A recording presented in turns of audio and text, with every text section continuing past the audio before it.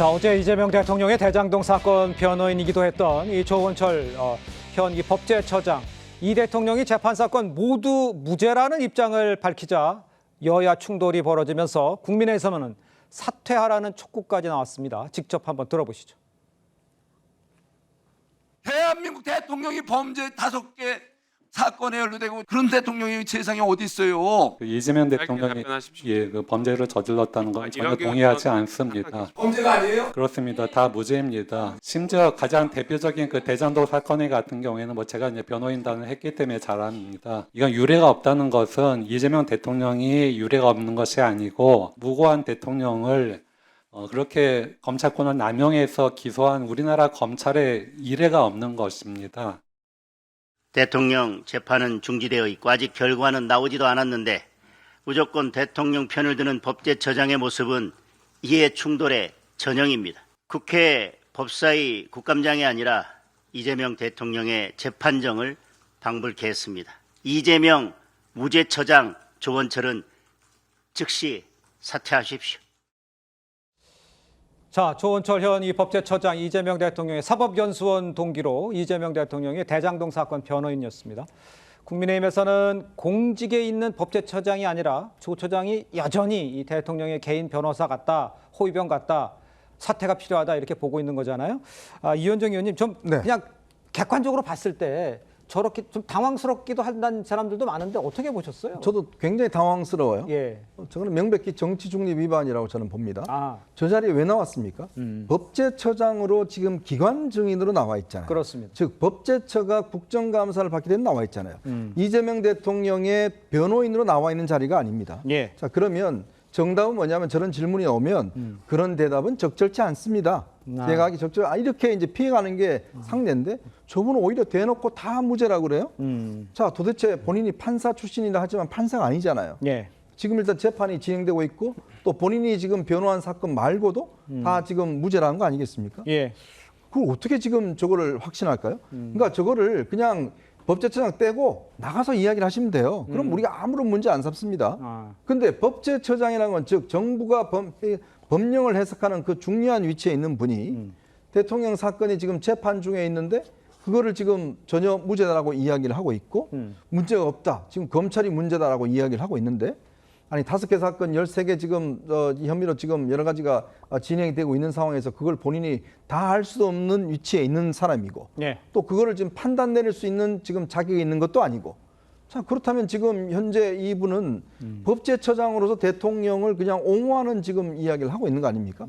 글쎄요, 저는 저분이 판사를 지내셨다고 그러는데 자리가 뭔지를 지금 잘 모르신지 모르겠지만 또 한편으로 보면 지금 이재명 대통령 지금 사법연수원 동기 변호인들이 지금 13명인가요? 정부 요직에 다 깔려 있습니다. 네. 그러면 저분들이 와서 하는 역할이 뭘까라는 거 보면 결국은 저는 청기누설을 할 것 같은데 이재명 대통령 지금 무죄 만들기 위해서 본인이 저렇게 그냥 대놓고 이야기를 하는 게 아니냐 그런 의심까지 솔직히 드는 거 아니겠습니까? 알겠습니다.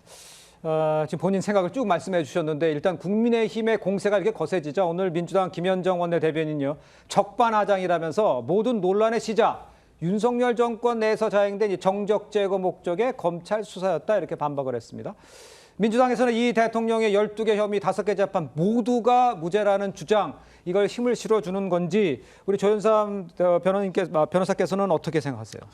일단 민주당 입장에서는 이재명 대통령의 모든 혐의에 대해서 무죄라는 입장에 대해서는 변함이 없죠. 항상 그렇게 주장을 해왔고 그런 의견에 대해서 이의가 없습니다. 아마 결론도 그렇게 날 것이라고 기대를 하고 있는 부분도 있고요. 물론 오늘 이번 국감장에서 법제처장의 발언이 없었다고 한다면 가장 좋았겠죠. 물론 그런 본인의 의견이 있다고 하더라도 국감장에서 국회의원의 질의에 대해서 구체적으로까지 답변을 할 필요성이 있었을까라는 측면이 있긴 하지만 법제처장의 경우에는 공소를 유지하는 법무부 장관이 아닙니다. 법률 행정을 담당하는 주무부처의 처장이라고 할 수가 있죠. 그렇다고 한다면 직접적으로 형사사건에 개입하거나 영향을 줄 수 있는 그러한 위치에 있는 건 아니라고 할 것이고요.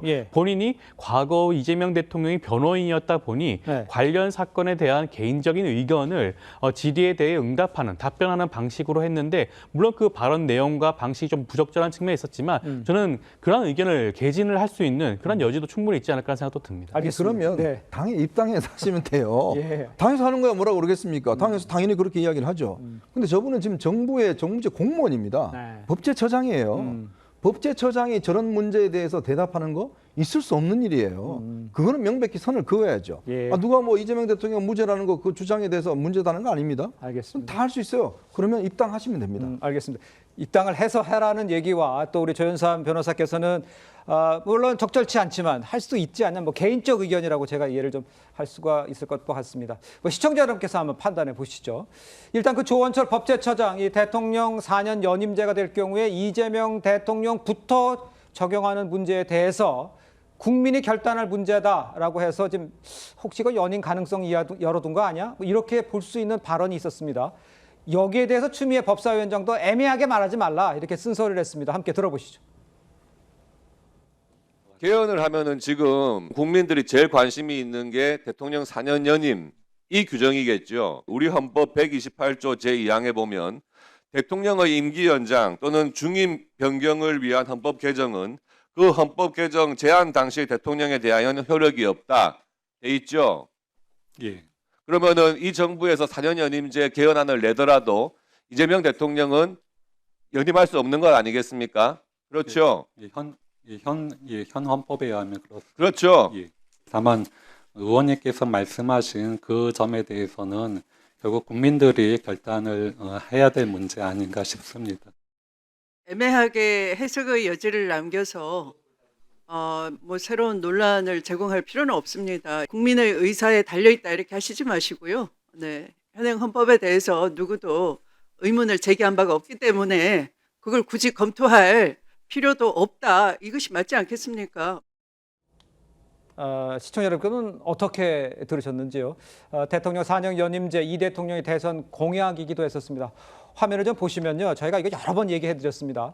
헌법 128조 2항 다시 한번 보시면 대통령의 임기 연장 또는 중임 변경을 위한 헌법 개정, 그 헌법 개정 제안 당시의 대통령에 대해서는 효력이 없다. 이렇게 명시가 되어 있습니다. 오늘 장동혁 대표 결국 개딸이 정하도록 하는 거 아니냐 뭐 이렇게 꼬집기도 했는데 뭐 다시 한번 저 법장을 읊었습니다만 그 법제처장이 얘기하고 싶은 건 뭐였다고 보면 되겠습니까? 좀 해석이 잘 안 됩니다. 저분은 너무 솔직한 것 같아요. 솔직합니까? 왜냐하면 그냥 현행 헌법에 따르면 그렇다라고 얘기하면 끝날 일을 예. 뭔가 본인 마음속이나 머릿속에 뭐 어떤 생각이 있길래 저렇게 얘기를 하느냐. 저희가 헌법 개정 절차를 살펴보면 알 수 있어요. 네. 그러니까 국회의원 일정 수가 개정안을 발의하거나 또는 대통령이 발의하거나 국회에서 통과가 돼요. 그다음에 국민들이 과반 이상 찬성을 해야지 헌법 개정이 되는 겁니다. 네. 그렇다면 뭔가 개정안이 마련 내용 중에 저 128조에 대해서 저걸 없애는 개정 조항이 있으면 국민들이 결단할 문제다 이 말은 뭐냐면 개정안을 만들어서 국민이 만약에 투표를 통해서 이걸 통과시켜주면 예. 그러면 지금 현재 저 제한 규정은 없어지는 거 아니냐라고 저희가 해석할 수밖에 없는 거죠. 그렇다면 그냥 현행 헌법에 따르면 안 됩니다 이렇게 끝날 일을 국민이 결단할 문제다. 그럼 뭔가 진행 중에 있거나 본인 머릿속에 염두에도 있거나 왜 그러냐면 법제처장은 저희가 법령을 해석하지만 실제 헌법 개정에도 사실상 관여한다고 봐야 돼요. 이 헌법 개정 절차에 본인이 제도상으로 어떤 개입할 여지가 없지만 일반적으로 법령 심사라는 것이 위헌 여부를 심사하는 거거든요. 그렇다면 헌법 개정안 마련할 때 통상 법제처장이 사실상 관여하지 않는다라는 보장은 없고 사실상 관여한다고 봐야 돼요. 그런 사람 입에서 저런 말이 나온다? 그럼 중임 개헌 자체가 추진된다면 이재명 대통령의 연임도 염두에 둔 개헌안이 추진될 수 있겠구나. 그렇게 현실화될 수 있겠구나라고 국민이 생각할 수밖에 없는 거죠. 그걸 애써 부인하지 않고 오히려 본인이 문제제기를 한 거예요. 저게 그렇게 물어봤는데 거기에 대한 답변을 한 것이 아니고 본인이 담아내가지고 부연 설명하면서 뭐 쓸데없는 얘기를 한 거잖아요. 근데 쓸데없는 얘기가 본인들한테 쓸데가 있겠지만 국민이 볼 때는 쓸데없는 얘기를 본인 스스로 한 거예요. 그러니까 국민이 결정을 하면 바뀔 수도 있다 이런 식으로 그 말은 굉장히 의미가 있는 겁니다. 그러니까요. 예, 알겠습니다. 예. 근데 이 말이 과연 그냥 조원철 법제처장의 단순한 본인만의 생각일까? 그건 저는 아니라고 보거든요. 그렇습니까? 잘 보면요. 이번 대선 전에 올해 5월 달 정도에 이재명 대통령이 후보 시절에 이와 관련한 비슷한 언급을 하신 게 있으세요. 네. 당시에 이 조항과 관련해가지고 그러면 이 부분과 대통령 연임제와 그다음에 본인에게 이 부분이 미칠 수 없다는 부분에 대해서 뭐라고 정확하게 얘기를 하셨냐면 네. 과거 87년도의 국민들이 지금의 국민의 의사를 올감할 수는 없다라고 얘기를 하고 있거든요. 그러면 그 뜻은 뭐예요? 현재 국민의 결단에 따라서는 의지에 따라서는 이 적용이 본인에겐 적용되지 않을 수도 있다는 것이거든요. 이야. 지금 조원철 법제처장과 똑같은 어떤 맥락의 얘기를 이재명 대통령이 대통령 후보 시절에 했단 말이에요. 그렇다고 한다면 이재명 대통령 주변에서 지금 개헌 논의를 함에 있어서 예. 굉장히 이 부분, 이 조항에 대해 128조 2항에 대한 논의를 굉장히 하고 있고, 굉장히 좀 심도 있게 하고 있는 것 같고, 어떤 의지 자체는 이재명 대통령 본인부터 이 연임 제한 규정을 받지 않는 것으로 개헌을 하고자 하는 지금 시도가 있는 것은 아닌가라는 생각이 듭니다. 알겠습니다. 일단 뭐 이건 그 설주환 변호사의 개인 생각이라고 저희가 좀 정리를 해야 될 것 같고요. 자, 지금 말씀해 주신 대로 이제 추미애 법사위원장조차 조 처장을 향해서 애매하게 말해서 논란을 제공할 필요 없다 이렇게 했지 않습니까? 민주당에서는 추 위원장의 발언은 어떤 의미로 보는지 우리 조현삼 변호사께서는 어떻게 보세요? 자칫 잘못하면 법제처장의 발언 자체가 확대 재생산될 수 있었는데 추미애 위원장이 현장에서 잘 정리를 하신 것 같습니다. 네.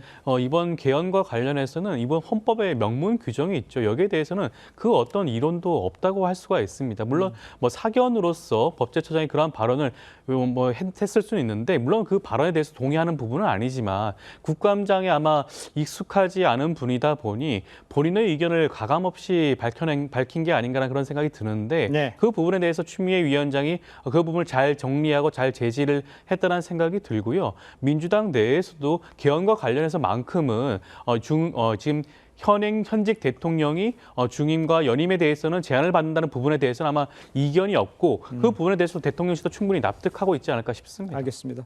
자, 그런데요, 아까 그 조현삼 그 변호사도 말씀을 해주셨습니다만 적절치는 않았지만 얘기하는 게 큰 잘못은 없는 것 같다라고 말씀해 주셨잖아요. 그런데 이제 오늘 장동혁 대표가요, 이재명 대통령의 대통령실, 법제처, 금감원, 국정원 등 이 국정의 핵심 요직 곳곳에 자신의 변호사 출신을 14명이나 심어놨다면서 이재명 대통령의 재판에 정의를 뒤집고 있다 이렇게 주장을 했어요. 이 상황이 이렇다 보니까 이 중립을 지켜야 할 공무원 혹시나 이재명 대통령을 계속 두둔하고 있는 건 아닌지 이렇게 의심하는 분들은 상당히 좀 있는 것 같아요.